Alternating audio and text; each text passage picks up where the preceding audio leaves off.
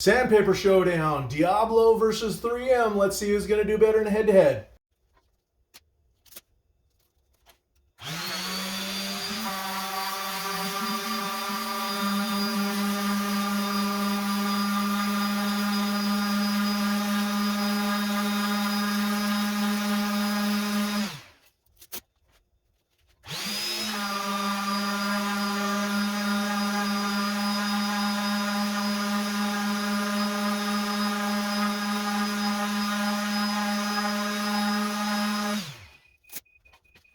So I realized it wasn't the most scientific test in the world, but after a minute of sanding, they're both smooth, but there was not as much material removed by the Diablo as there was by the 3M. So I'm going to have to agree with everybody else at this point and say this 3M is going to be amazing, especially if it lasts as long as they say it will.